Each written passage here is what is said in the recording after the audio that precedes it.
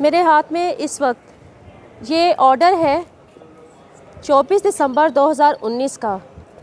Justice जनाब मलिक शहजाद अहमद खान साहब, जिन्होंने काशाना दारुल अमान जिनसी स्कैंडल मीडिया पर मंजर-ए-आम पर आने के बाद जब अदालतों में ये केस आया तो मुझसे कहकर काशाना दारुल अमान जिनसी स्कैंडल पर रिट लगवाई।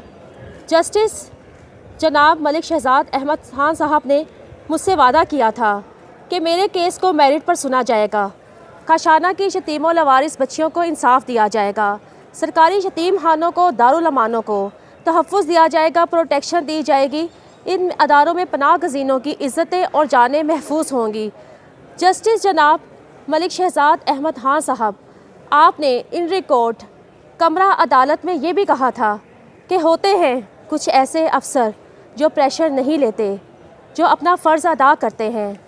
5 साल तक मेरा केस बार बार लेफ़्ट ओवर करवाया जाता रहा, तारीख़ पर तारीख़ पढ़ती रही। 2019 में दिसंबर 2019 में जब मैंने आपकी अदालत में केस दायर किया था, उस वक्त जस्टिस जनाब मलिक शहजाद अहमद साहब, जो अब लाहौर हाई कोर्ट के चीफ़ जस्टिस बन चुके हैं, मेरे पास नौकरी भी थी। काशाना की गवाह जिससे दरिंदगियों की शिकार लड़कियां ज़िंदा थीं, आज ना मेरे पास नौकरी है, ना वो बच्चियां मौजूद हैं, और ना ही काशाना दारुल अमान जिनसी स्कैंडल की नहायत अहम गवाह जिनके नाम अदालतों में मौजूद हैं, वो लड़कियां ही ज़िंदा हैं। कायनात को बेदर्दी से कत्ल कर दिया गया, साजदा को कत्ल किया गया, काशाना से 57 बच्चियों को गायब किया गया, वो जुल्म किया गया, खिवानियत दिखाई गई, बर्बरियत दिखाई गई, जिसकी मिसाल पाकिस्तान तो क्या पूरी दुनिया में नहीं मिलती। अगर उस वक्त बर वक्त काशाना दारुल अमान जिनसी स्कैंडल में मुलव्विस ताकतवर हुक्मरान पकड़ लिए जाते, बाअसर सरकारी अफसरान पकड़ लिए जाते, तो आज शायद वो बच्चियाँ यतीमों लवारिस बच्चियाँ ज़िंदा होती, शायद आज अफशा लतीफ़ अदालतों के धक्के ना खा रही होती। इन्हीं 5 सालों के दौरान मुझ पर मुतादिद झूठे खुफिया बेबुनियाद मुकदमात इमरान खान और बुशरा पिंकी ने दर्ज करवाए।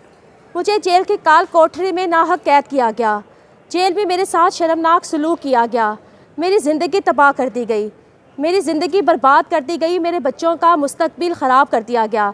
आज मेरे साथ मेरे बच्चे नफसियाती मरीज़ बन चुके हैं। इस वक्त चीफ़ जस्टिस जनाब मलिक शहजाद अहमद खान साहब मेरे घर में जाकर देखें, ना बिजली है, ना पानी है, ना सुई गैस है, और ऐसा 5 सालों के दौरान बार बार मेरे साथ किया जाता रहा है। मेरे बच्चे मेरे साथ अज़ियत भरी ज़िंदगी गुजारने पर मजबूर हैं। सिर्फ मेरा गुनाह ये था कि मैंने एक रियासती मुलाजिम होते हुए, सरकारी मुलाजिम होते हुए इमरान खान और बुशरा पिंकी की आलाकार बनने से इनकार कर दिया था।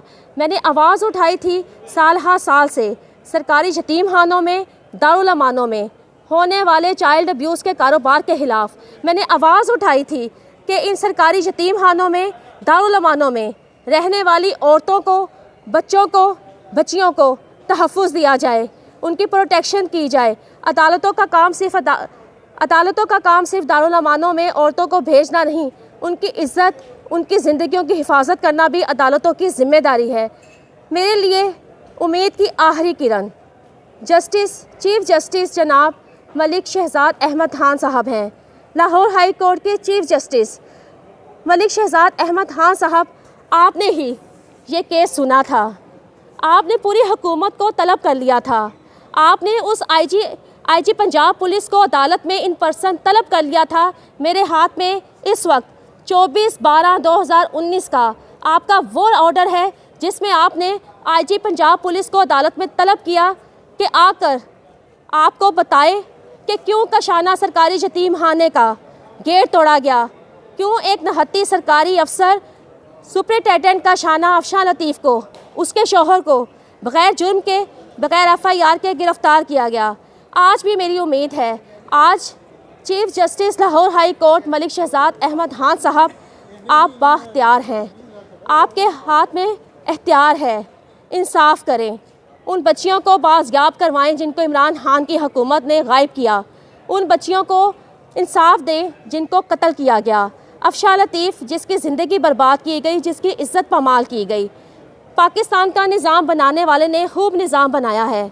यहाँ पर ताकतवर को घर बैठे हुए इंसाफ मिलता है, बरी हो जाते हैं और मज़लूम इंसाफ के लिए अदालतों में।